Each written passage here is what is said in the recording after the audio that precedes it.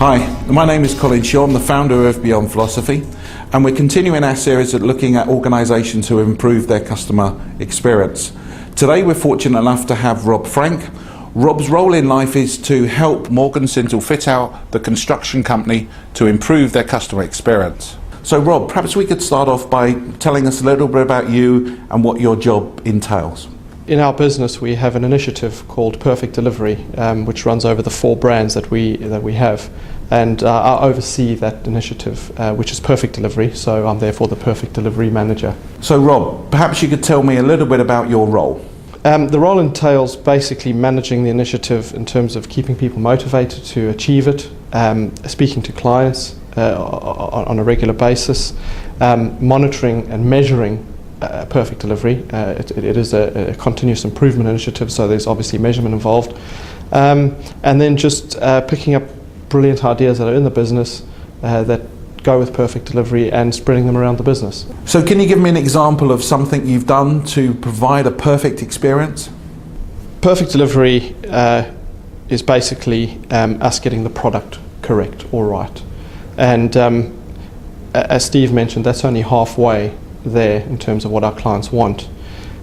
So we've looked at the other things that clients would like in terms of the emotional side of making a decision, which we see as the customer experience side of things.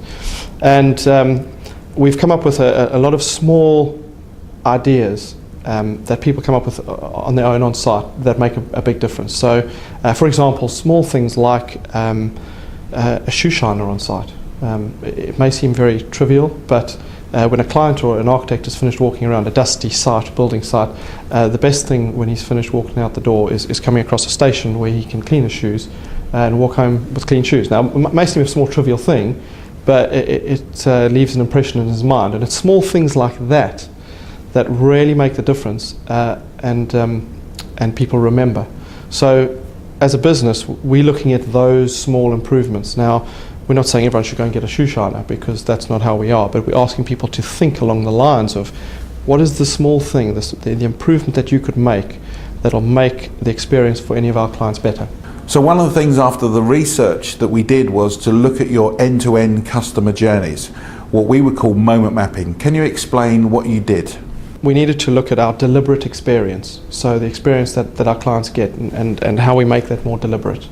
And also, we didn't have a clue of what our experience was that our clients were getting. So we had no idea, all our different clients, what experience they were getting from us. So we did a lot of research that you guys did for us as a third party, and we mapped out all our touch points. Moment mapping, you call it, touch points we call it. So we looked at all our touch points from the very first phone call they get from us right through to when they read our brochure after handover. And we managed to break them into all the different components, and then with the research that you've done, you mapped out what the experience that is currently there for clients from us.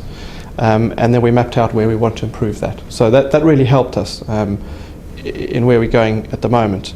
So when you started to map out that journey, Rob, were there any surprises? Yeah, when we mapped out the touch points, we came across a few surprises. We knew that at the beginning of a project and at the handover, clients had a good experience because we put a lot of time and effort in that, and I suppose it's great for a client when he receives a project when it's handed over. In the middle of the project, when we get into the sort of grind, we call it the grind, you know, the project meetings, the everyday stuff, a definite dip in the experience clients get. And I guess that's because a project meeting that we have is probably exactly the same as a project meeting that any of our competitors give. There's no differentiation there. So down to the specifics, we have looked at all the touch points and seen where we can change specific things at specific points along that map.